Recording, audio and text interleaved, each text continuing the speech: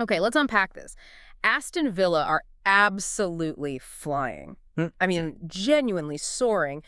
They are shattering club records that date back well over a century, and they are sitting right up there at the top end of the Premier League table. Right at the sharp end. If you told me last summer when we were, talking about mid-table stability, that we would be doing a deep dive into Villa as genuine title disruptors by Christmas, Ah, you'd have laughed. I would have thought you'd had too much Christmas pudding. It's an unbelievable narrative. It is truly an extraordinary situation, Right. and the depth of the sources we've gathered really helps us, I think, grasp the scale of this historic achievement. So what's our mission today? Our mission is laser-focused. We are diving headfirst into the story of Aston Villa's sensational 11-game winning streak in all competitions, culminating in that incredibly dramatic, resilient 2-1 victory over Chelsea at Stamford Bridge. We need to break down every facet of this run, don't we? The manager's tactical brilliance, the individual player performances, especially the emergence of some key English talent. Definitely. And crucially, we have to tackle the giant, unavoidable question that everyone is debating down the pub. Are Aston Villa truly in the title race?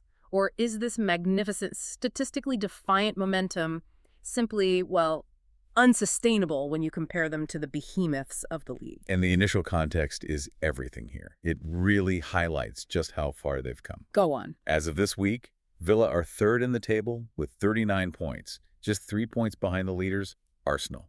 Our source material describes that position as unfathomable, considering their shaky start. Yeah, I remember those first 5 games. It wasn't pretty at times. Not at all. They struggled, they dropped points, and now, all of a sudden, they're the story of the Premier League season. They're the team that everyone else is watching a bit nervously, I think. Right. Let's stop talking about hypotheticals and get into the cold, hard facts of the records themselves. Because this isn't just a purple patch of form. This is football history being comprehensively rewritten in the West Midlands. It really is. So let's get into it.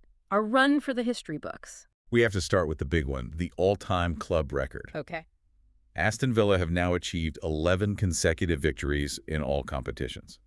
Now, that equals their all-time club record, but the lineage of this record is what it blows the mind. When was it set?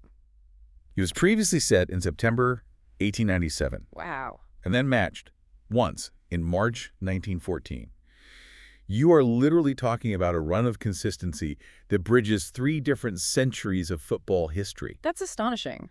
It really is. I mean, especially when you think about what football even meant in 1897. Oh, completely different game. You had the early professionalism era, pitches that were, often more mud than grass, and certainly nothing resembling modern sports science or travel. Thought chance. The modern era, with its congestion, the global travel, the intense psychological pressure of the Premier League, maintaining 11 wins on the trot is an utterly different kind of endurance feat. It's a testament to the modern fitness and I think the psychological coaching that goes on behind the scenes. Absolutely. And what about just in the league? Well, when you narrow it down specifically to the top flight, they have won their last 7 Premier League games. 7 in a row. 7. That is a top flight run that the club has not surpassed since an incredible sequence of 9 wins all the way back in 1910. Blimey. Again, just historic numbers. The consistency they have maintained, particularly navigating the congested period leading up to and including Christmas, is genuinely phenomenal. No rotation wobble, no drop-off in intensity. It's been seamless. And if we had to pick one single characteristic that defines this entire run, it's not beautiful, free-flowing, tiki-taka football, is it? It's something else. No, not at all. It's pure, gritty resilience. Exactly. And the source material highlights this with a staggering statistic that, for me, grounds the entire psychological profile of Unai Emery's team. Let's have it. Across the last 3 Premier League seasons, Aston Villa have won 54 points from losing positions. 54. That is the most of any club in the entire league over that period. This isn't just a team that bounces back from a disappointing result. This is a team that refuses to lose, even within the 90 minutes. They seem to thrive when their back is truly against the wall, which speaks volumes about the mentality Emery has instilled, doesn't it? It really does. It's a clear identity. That statistic is an instant context clue for the Chelsea game, which we'll get to, but it also provides a huge contrast to their direct rivals. Absolutely. If you look at Chelsea, for instance, the team they just beat, they have dropped 13 points from winning positions this season. 13. 13. Villa, meanwhile, have only dropped 2.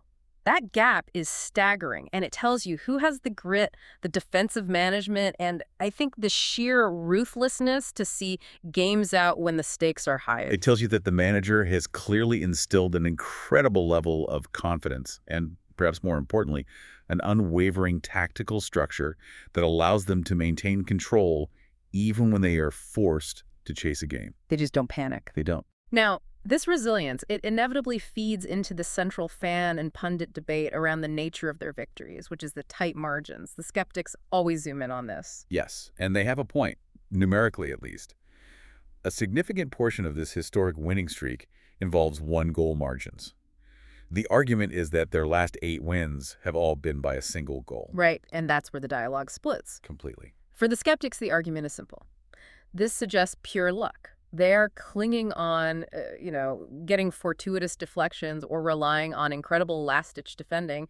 They ask, how sustainable is it truly to scrape a 1-0 or a 2-1 victory every single week? Eventually, that luck has to run out. Exactly. That's the line you hear. That's the statistical prediction, certainly. But I think, and the source material reflects this counter-argument very strongly, that winning consistently by the odd goal in the Premier League week after week, it simply demonstrates a team that knows how to win the tight moments. It's the definition of efficiency and ruthlessness. It is. But I want to push back on that for a second. If you look at Manchester City or Arsenal when they are flying, they are often dismantling teams 3-0 or 4-1. True. That gives you breathing room and conserves energy, relying on constantly finding that one defining moment, a brilliant set piece, a spectacular save. It feels incredibly exhausting, both physically and mentally. Aren't they just constantly exhausting their resilience budget? That's a fair point. But I think Emery has built a structure precisely to manage that energy. They're not chasing the game for 90 minutes. They're built to absorb pressure in blocks and then exert maximum force in these rapid transitions or from set pieces. So it's controlled bursts of energy. Exactly. The sources noted a fan comment that I thought summed up the mentality perfectly. He said, I don't remember going in the dressing room as a player and being down about only winning 2-1. Right. Winning is winning. Winning is winning. The points count the same. It suggests a team that has normalized this high-pressure efficiency. They don't need to dominate the scoreboard. They just need to dominate the outcome. And that incredible, relentless mentality to dominate the outcome, even under duress, was absolutely the defining feature of their decisive 2-1 victory over Chelsea at Stamford Bridge. That match serves as a perfect case study for the entire run. The perfect microcosm, yes. The Chelsea fixture was billed as a monumental test for Villa. It was a huge one, away from home. Away from home, against a team with massive resources, and there was significant pundit pressure. Even Chris Sutton, who has backed Villa as title contenders, predicted a 2-1 Chelsea win. He thought the run would end there. He did. And Emery himself was incredibly humble pre-match, insisting that Chelsea were the favorites, citing their huge power and home advantage. And for the first hour of the match, it looked like Sutton was going to be spot on, didn't it? Oh, completely. Villa were undeniably second best and looked distinctly lackluster. Chelsea dominated the ball heavily in that first half. What were the possession stats? Chelsea controlled 62.8% of possession compared to Villa's distinctly meager 37.2%. Chelsea looked comfortable. They were controlling the tempo, creating chances. João Pedro put them ahead in the 37th minute from a Reece James corner. And at that point, you felt the air seemed to go out of Villa's sails. Yeah, the commentators were already writing the obituary for the unbeaten run, weren't they? Noting that Villa were defending low and struggling to lay a glove on Chelsea. They couldn't connect their passes. The transitions were breaking down repeatedly. It just wasn't happening for them. But this is where the genius of Unai Emery, the gaffer, truly comes to the fore. Instead of letting the game drift, he deployed what many in the source material described as his Midas Touch, a crucial, bold, in-game management masterstroke. And he didn't wait. He didn't wait until the 70th minute when it's too late. No. Before the hour mark, specifically between the 58th and 59th minutes, he made a decisive and transformative triple substitution. He completely flipped the dynamics of the match. That takes serious nerve, doesn't it? Especially away at a difficult ground like Stamford Bridge. Immense nerve. 3 players off Emiliano Buendia, John McGinn, and Daniel Malin, and 3 fresh, impactful players on. Ollie Watkins, Amadou Onana, and Jadon Sancho. And it was instantly game-changing. The structural and psychological shift was immediate. You could feel it. Boynton and Malin are excellent players, but they're, technically focused. Bringing on Watkins provided instant pace and a genuine aerial threat up front. It forced Chelsea's central defenders, who had been on crease control, to rethink their entire defensive line. And the introduction of Amadou Onana, who replaced McGinn, was arguably the unsung tactical hero. I agree. McGinn is crucial, of course, but Onana is a midfield disruptor. He brought incredible energy and physicality right into the center of the park, specifically targeting Chelsea's anchorman and forcing errors in their build-up play. Which is exactly what Villa needed to get the ball higher up the pitch. Precisely. And then there was Ollie Watkins. Started on the bench due to Emery's rotation strategy and instantly became the pivotal super sub. His impact was almost instant, wasn't it? 4 minutes. 4 minutes after coming on, in the 63rd minute, the equalizer arrived. Tell us about the goal. Watkins pounced on a chance created by Morgan Rogers' pass, managing to slot the ball home via a rebound off the Chelsea Cooper, Robert Sanchez. That's so a bit scrappy. Yeah, the source material accurately described the goal as razor sharp, albeit with a sprinkling of good fortune. It was the kind of scrappy goal that perfectly embodies this run.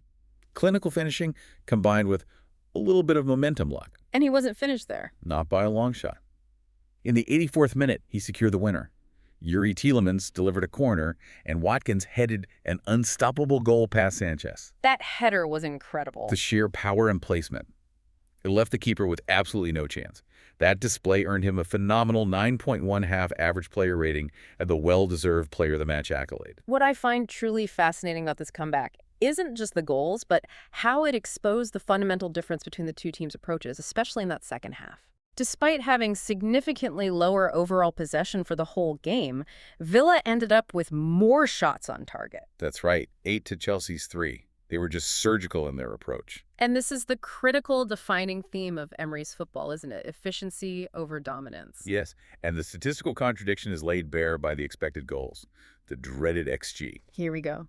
Chelsea's XG was a hefty 2.14, suggesting they should have comfortably scored 2 or even 3 goals. Right. Villa's XG was only 1.05. So Villa effectively scored twice the amount expected from the volume and quality of chances they created.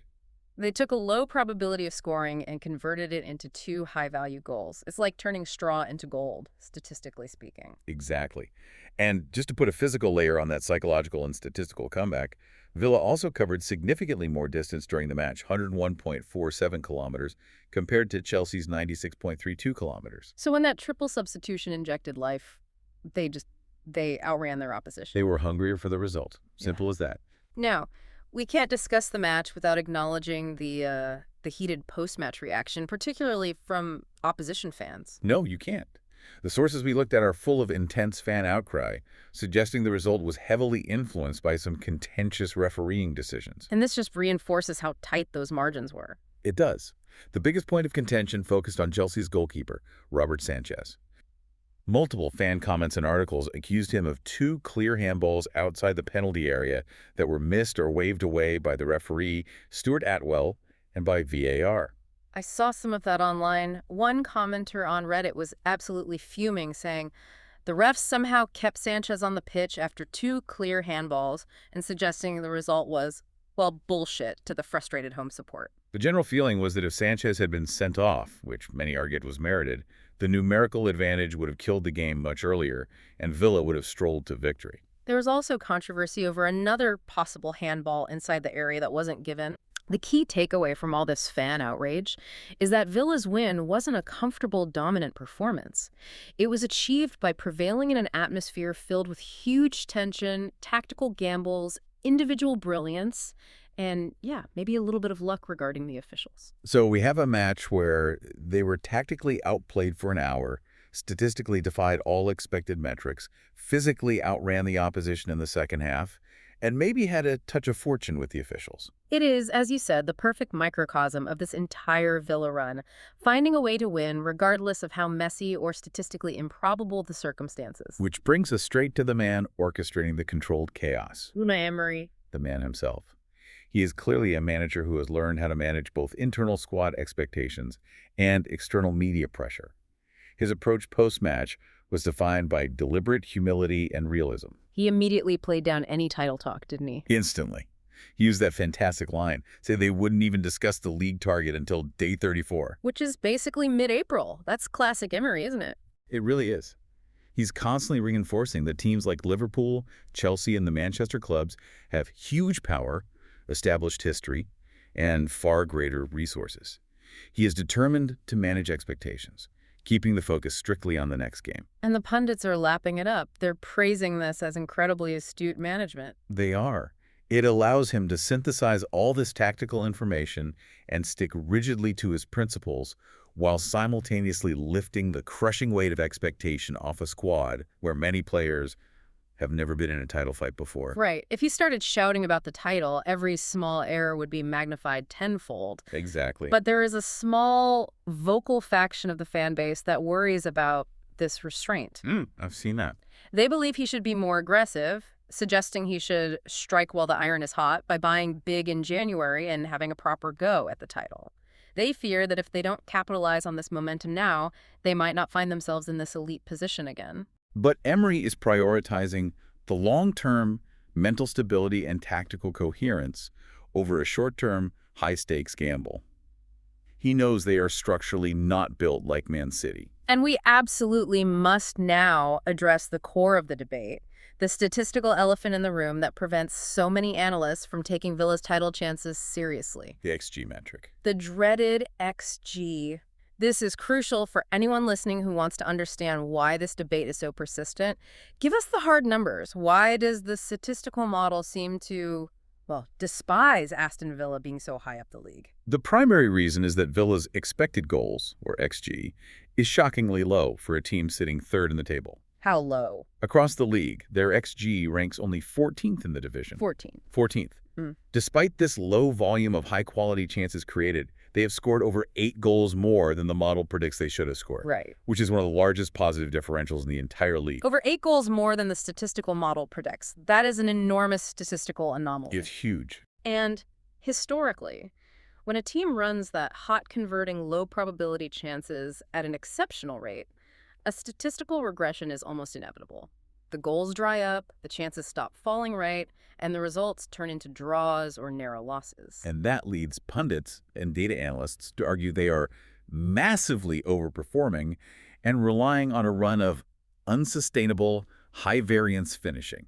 Pure luck, as they'd call it. It creates that classic tension, doesn't it, between the XG is irrelevant crowd and the data analysts who argue that football outcomes must eventually converge with underlying chance creation. But the counter-argument, and the one that defends Emery's methodology, is robust, and it relies on deeper efficiency metrics. Okay, let's delve into that counter-argument because it moves beyond mere luck and into demonstrable tactical efficiency. So Villa's high shot conversion rate is 13.7%, which ranks them as the 4th best in the Premier League. So when they shoot, they score. It suggests they are extremely selective and clinical with the chances they do create.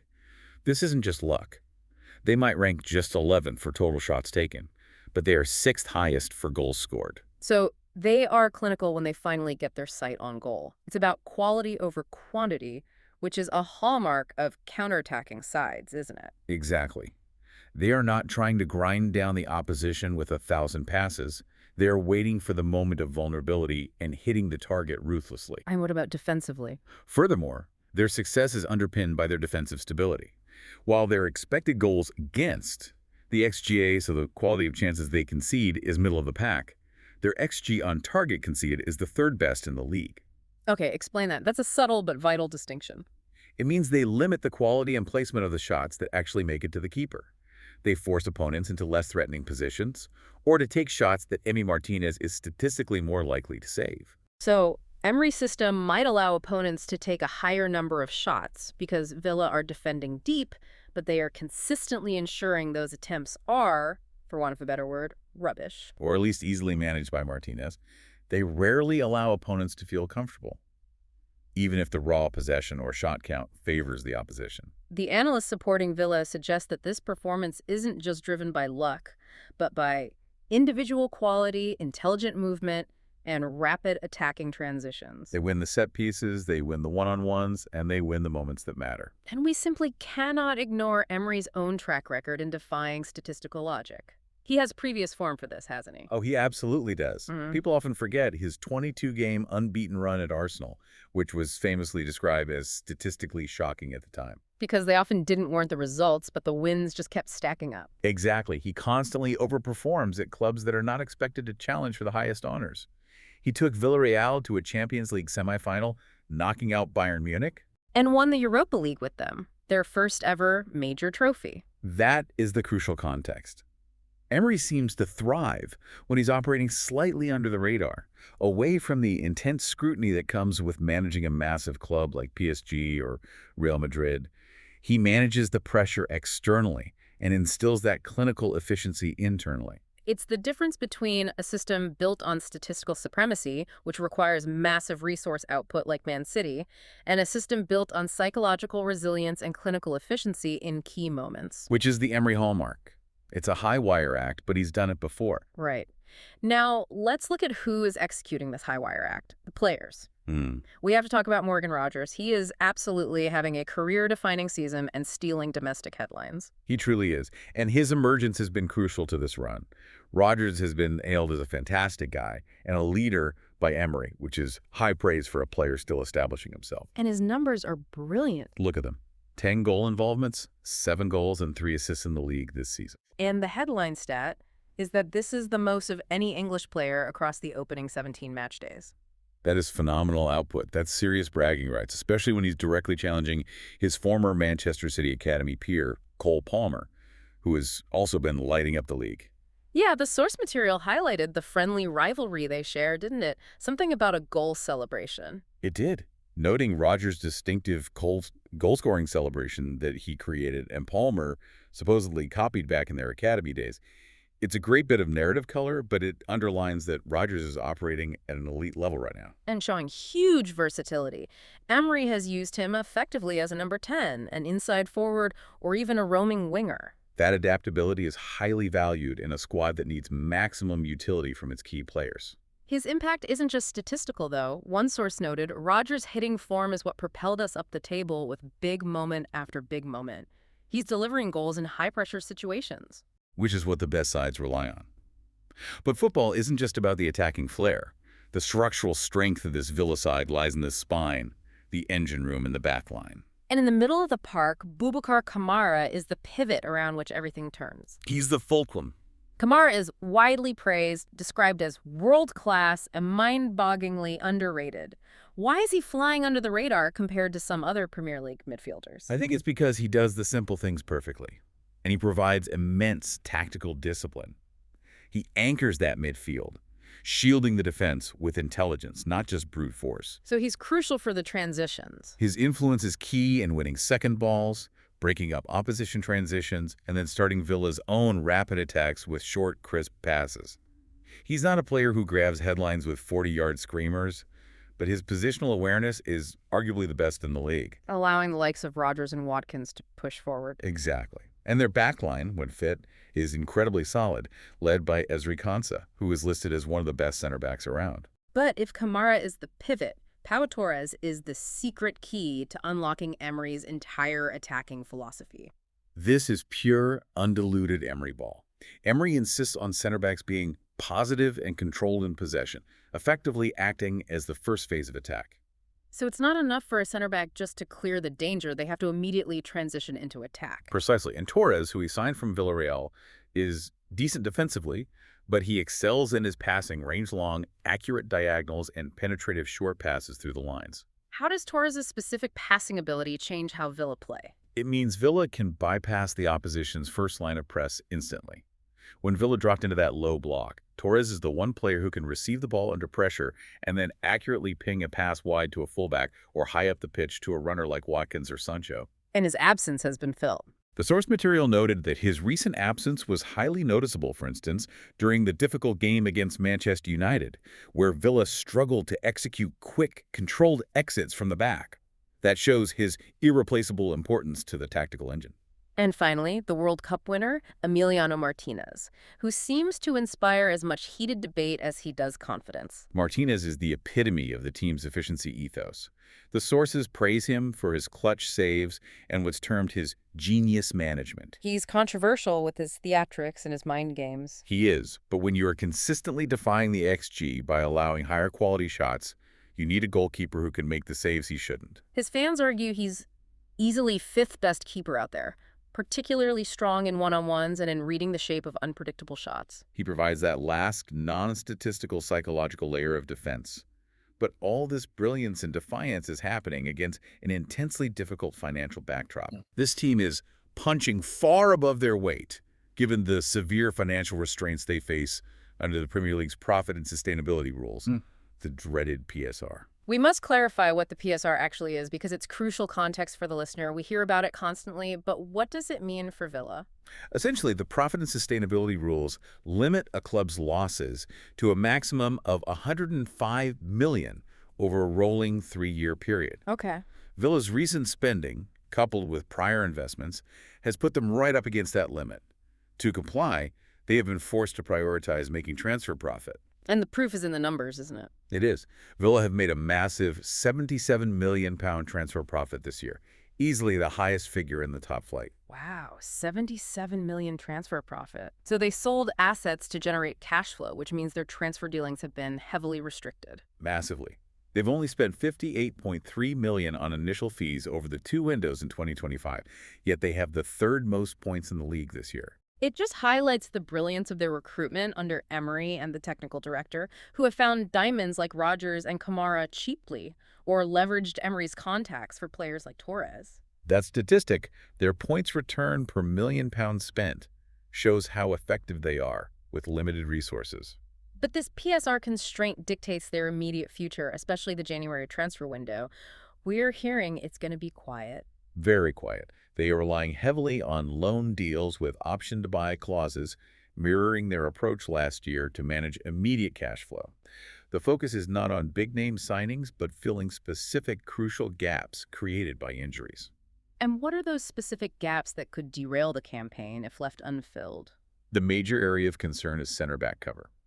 The long-term injury to Tyrone Mings, coupled with the recent minor absences of Pau Torres, means they are perilously thin there. So they need a ready-made defender. A dependable, ready-made defender who can slot into Emery's system, a ball-playing center-back, but they need him on a low-cost loan. Finding a player of that specific profile who is willing to move mid-season on loan is a tricky needle to thread. And up front, Watkins is indispensable, but if he gets injured, the goal production could fall off a cliff. It could. They absolutely need a backup striker. But again, under PSR constraints, they need someone as good as Ollie Watkins, but crucially content to be a backup. The toughest profile to find in the January market. Exactly. Yeah. A proven Premier League quality striker who accepts a rotational role without disrupting the dressing room harmony that Emery has so carefully cultivated. So the resource disparity is truly the elephant in the sustainability equation. Their squad depth is simply weaker compared to City, Liverpool, and Arsenal. And that will be tested immediately. So after 11 wins on the trot and sitting third, where does the punditry actually land on the title race? The consensus, interestingly, remains perfectly split down the middle. It's completely divided. You have the contenders camp, championed by figures like Chris Sutton and Dion Dublin. Dublin made the simple, irrefutable point on Match of the Day, didn't he? Why wouldn't they be? They are 3 points behind the leaders, and they just beat a top rival. You can't argue with that logic. Yeah. Sutton cited Emery's proven European credentials and the current run as enough evidence to be taken seriously. But then you have the not contenders camp, represented by the likes of Wayne Rooney. Rooney was more pragmatic, stating that while Villa are doing excellent, they are just not as good as Arsenal or Manchester City over the full 38 games. He predicts they will naturally fall away because they lack the something special, meaning the squad depth and resources required to withstand the pressure of a title run-in. And the cold, hard data, at least for now, supports Rudy's view more closely. Opta's Supercomputer gave Villa only a 5.3% chance of actually winning the title. That's low. It is low, but that same algorithm offers a huge, huge silver lining. It predicts an approximately 85% chance of achieving Champions League football, a top 4 finish. Which, For a club with their recent history and the financial constraints they are operating under would be an absolutely astronomical achievement. That's the realistic, tangible prize for this magnificent run. Champions League qualification is the target, but to even get there, they have to navigate what is arguably the most brutal stretch of the calendar. Their festive and January period is incredibly demanding. This is where that limited squad depth faces its ultimate stress test. And the immediate challenge is monumental. It is. Their very next league test is a visit to current league leaders Arsenal in just 3 days' time. If Villa manage to win that game, they go level on points with Arsenal. It is the ultimate, instantaneous test of their title credentials and psychological fortitude. And the rest of the league fixtures in the coming month don't provide any respite. They face Nottingham Forest, Crystal Palace, Everton, and Newcastle United. While these aren't the traditional big six, they are all tricky potential banana skins, especially away from home. Especially when the fatigue of the Europa League commitments could start to show. And yes, we must factor in those cup commitments that stretch the small squad further. They have an FA Cup tie against Spurs, Which will be a high-intensity derby. and then the critical Europa League knockout ties against Fenerbahce and RB Salzburg later in January. Playing across 3 fronts with limited squad depth is the specific, unique challenge Emery must overcome. And he is fully aware of this. He acknowledged the busy schedule and the crucial need for rotation and fresh legs to avoid injuries. He knows their depth is inherently weaker compared to City and Arsenal. So that careful, highly analytical management of minutes is essential to prevent a sudden, catastrophic collapse in form. He is walking a very thin tightrope. He knows that 1 or 2 injuries to absolutely key players, especially the Pau Torres or Ollie Watkins we discussed, could instantly derail this entire historic campaign. And with the severe PSR constraints blocking expensive reinforcements, that could potentially cost them that 85% Champions League spot. The efficiency must be maintained, but so must the physical fitness of the core starting 11. So what does this all mean for you, the listener, following this incredible football story?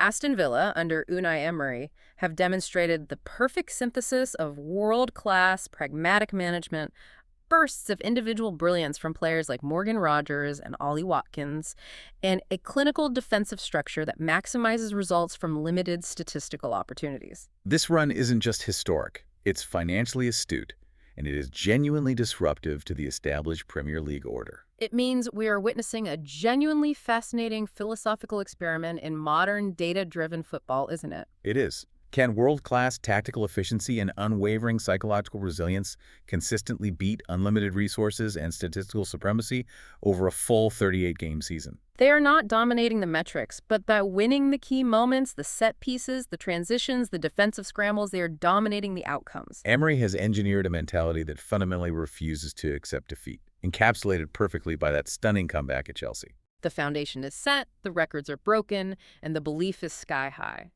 Now comes the real grueling test of endurance and tactical depth. Given Villa's severe financial constraints and their current overperformance based on XG, their true challenge isn't just winning individual games against rivals. Right. It's sustaining this high-wire, high-pressure act through the intense fixture list in the new year without dipping into the transfer market. Right. Will Emery continue to defy the algorithms and guide this resilient squad to European glory? Or is the sheer resource disparity of the Premier League's heavyweights simply too great a hurdle to overcome in the long run? That visit to Arsenal in a matter of days is going to tell us everything we need to know. About the difference between a Champions League dream and a genuine title tilt. A magnificent, unpredictable story unfolding right before our eyes. That's it for this deep dive.